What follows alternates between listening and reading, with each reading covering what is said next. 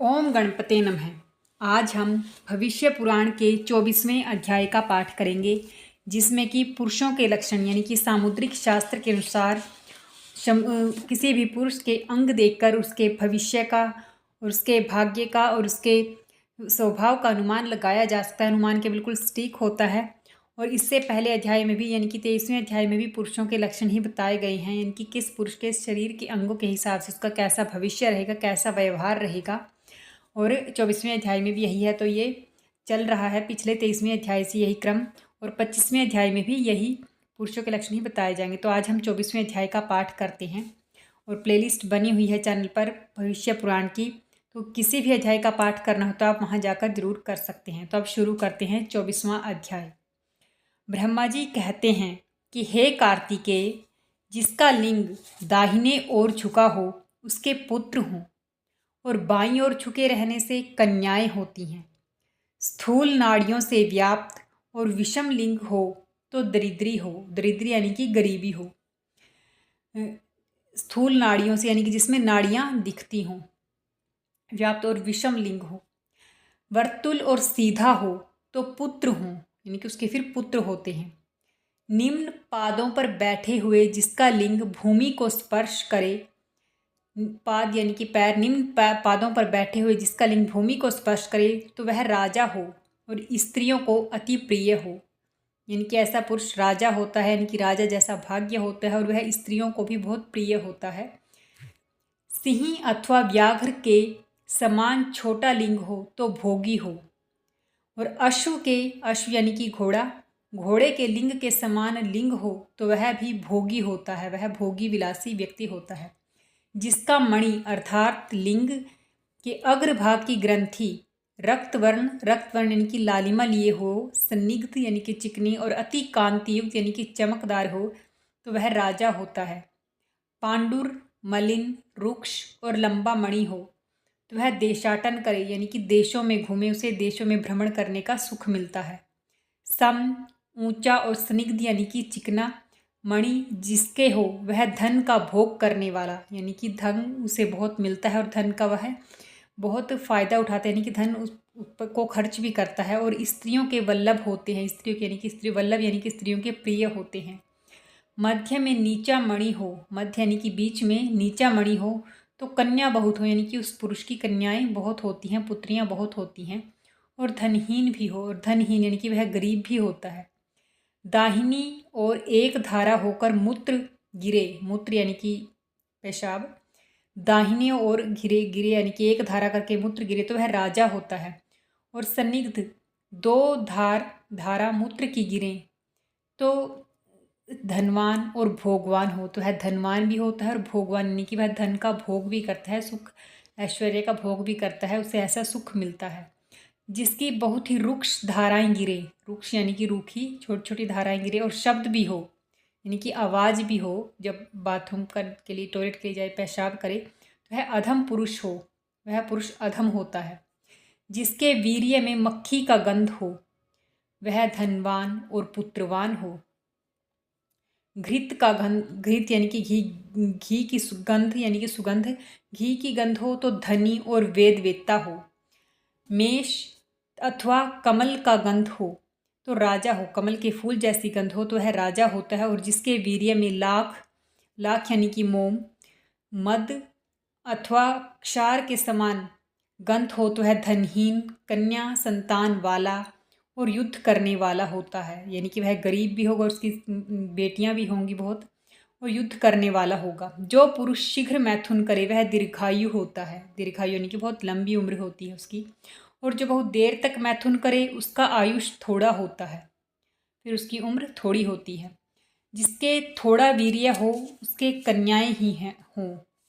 जिसका रक्त कमल के पुष्प के समान वर्ण हो, रक्त कमल यानी कि लाल कमल के पुष्प के समान रंग हो तो वह धनवान होता है। और कुछ लाल और कुछ काला रुधिर हो, कुछ लाल और कुछ काला रुधिर यानी कि खून हो तो वह मनुष्य अधम और पापक्रम करने वाला हो।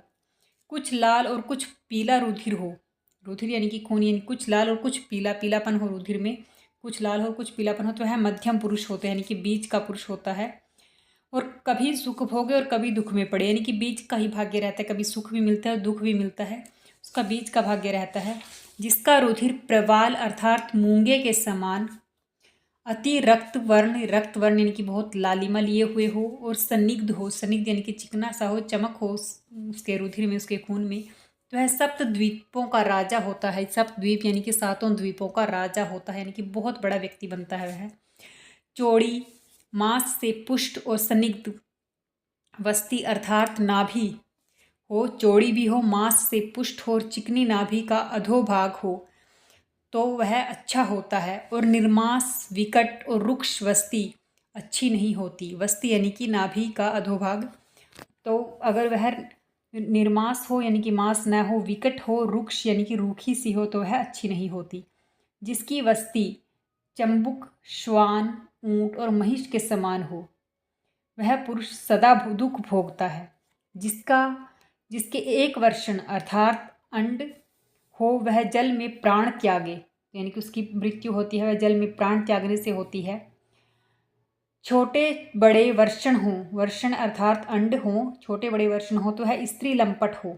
स्त्री लंपट यानी कि वह स्त्रियों के पीछे भागता है, स्त्री भोग का ही रहता है। दोनों समान हो, अगर दोनों समान हो तो वह धनवान होता है। जिसके यानी कि दोनों वर्षण समान हो, अंड दोनों समान हो तो वह धनवान होता है। ऊपर को खींचे हों तो थोड़ा आयुष भोगे, थोड़ी उम्र होती है अगर ऊपर को खींचे हुए हों उसके अंड, और नीचे को लटकते हुए लंबे वृषण हों तो वह पुरुष 100 वर्ष जीवे। वृषण और अंड एक ही है, तो नीचे हुए लटकते वर्षण हों तो वह पुरुष 100 वर्ष जीता है। जिसके स्फिक अर्थात कांटे के ऊपर के मांसपिंड स्थूल और विषम हो वह धनहीन हो। दोनों समान हों तो धनी हो। व्याघ्र में ढक और सिंह तुल्य स्फिक हों तो राजा होता है। और ऊंट अथवा वानर के समान जिसके स्फिक हों वह पुरुष धनहीन और दुख भोगने वाला हो। मृग अथवा मोर के समान जिसके उदर अर्थात पेट हो, मृग या मोर के समान जिसका पेट हो वह पुरुष उत्तम होता है। उत्तम यानी कि सर्वश्रेष्ठ होता है।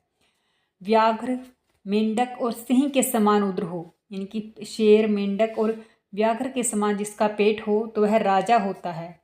मांस से पुष्ट, सीधे और गोल जिनके पार्श्व अर्थात पसवाड़े हों वह राजा होता है, यानी कि मांस भी हो, मांस से पुष्ट हों, सीधे हों और गोल हों, उस जिसके पसवाड़े हों वह राजा होता है। जिसकी पीठ के बारे में बताया गया, जिसकी पीठ व्याघ्र के समान हो वह सेना का पति होता है, यानी कि वह सेनापति होता है। सिंह के समान लंबी पीठ वाला मनुष्य बंधन में गिरता है अर्थात कैद रहता है। अगर सिंह के समान लंबी पीठ हो जिसकी पीठ, वह बंधन में रहता है, यानी कि जेल वगैरह का उससे दुख भोगना पड़ सकता है। और जिसकी पीठ कछुए के समान हो, जैसे कछुए की पीठ होती है अगर वैसी हो तो वह राजा होते हैं। जिनका हृदय चौड़ा, मांस से पुष्ट और रोमों करके युक्त हो, रोम यानी कि छोटे छोटे जो शरीर पर बाल होते अगर वो भी हों हृदय पर, और चौड़ा हो, मांस से पुष्ट हो तो वह पुरुष उत्तम होते हैं। 100 वर्ष का आयुष भोगते हैं और धनवान और भोगी होते हैं। जिसके हाथ की उंगलियों के बारे में बताया कि सूखी हों, रूखी हों और बिरल यानी कि अलग अलग सी हों, गैप हो उंगलियों के बीच में, तो वह धनहीन होते हैं और नित्य दुखी रहते हैं। जिसके हाथ में मत्स्य रेखा हो, मत्स्य यानी कि मछली की शेप हो हाथ में, उसके सब कार्य सिद्ध हों और धनवान और पुत्रवान हो, यानी कि हाथ में अगर मत्स्य रेखा हो तो वह उसके सब कार्य सिद्ध होते हैं, वह धनवान भी होता है और पुत्रवान भी होते हैं, यानी कि पुत्र का भी सुख मिलता है। जिसके हाथ में तखड़ी अथवा वेदी का चिन्ह हो उसको व्यापार में लाभ होता है। तखड़ी यानी कि तराजू, अगर उसका जिसके हाथ में तराजू का चिन्ह हो तो है उसको व्यापार में लाभ होता है, यानी कि वह व्यापारी बनता है, कारोबार का कार्य करता है, उससे लाभ भी होता है।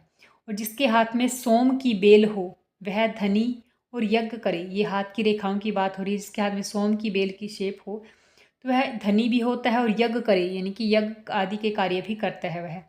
पर्वत और वृक्ष हों हाथ की रेखाओं में, यदि पर्वत की शेप हो या फिर वृक्ष की शेप हो तो वह लक्ष्मी स्थिर रहे, तो उसके भाग्य में लक्ष्मी स्थिर रहती है, यानी कि लक्ष्मी रहती है, स्थिर बनकर रहती है, यानी कि अगर पैसा आता है तो वह रहता ही है।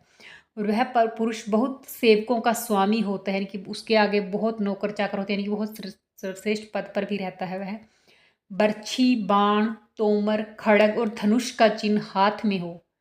धनुष का चिन्ह, खड़ग हो, खड़ग यानी कि तलवार का हो, तोमर, बर्छी, बर्छी भी एक युद्ध अस्त्र शस्त्र होते हैं, और बाण, अगर इनके चिन्ह हो तो वह युद्ध में जय पावे, यानी कि युद्ध में वह विजयी होता है, उसे जीत मिलती है।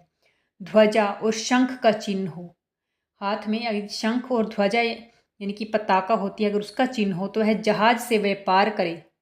जहाज यानी कि समुद्री जहाज से व्यापार करता है वह, या ऊपर से पार करता है, ध्वजा से व्यापार करता है। और धनवान होते हैं, यानी कि विदेशों में वह व्यापार करता है और बहुत धनवान होता है। जिसके हाथ में श्रीवत्स, कमल, वज्र, चक्र, रथ और कलश का चिन्ह हो, अगर ऐसे चिन्ह हाथ में हो, श्रीवत्स का हो, कमल हो, कमल का फूल होता है जो, चक्र हो, वज्र हो, रथ या कलश का चिन्ह हो, तो वह राजा होता है। ये शुभ बताए गए हैं ये चिन्ह। जिसके दाहिने हाथ के अंगूठे में, सुनिए ध्यान से, दाहिने हाथ के अंगूठे में यव का चिन्ह हो, अंगूठे में देखना है हमने, यव का चिन्ह हो, तो वह सब विद्याओं को जानने वाला होता है।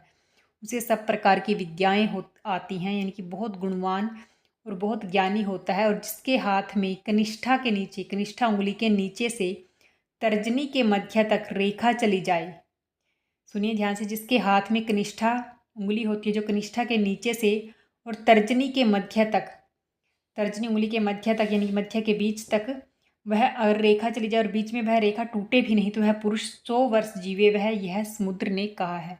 उसकी आयु 100 वर्ष तक होती है, यानी कि बहुत लंबी उम्र होती है। और यह सब समुद्र ने कहा है, जो कि पुरुष लक्षण कार्तिकेय जी ने बनाए थे और समुद्र में फेंक दिए गए थे, तब वो समुद्रिक शास्त्र बन गए थे। समुद्र ने ही उन गुणों को, लक्षणों को बाद में बताया था।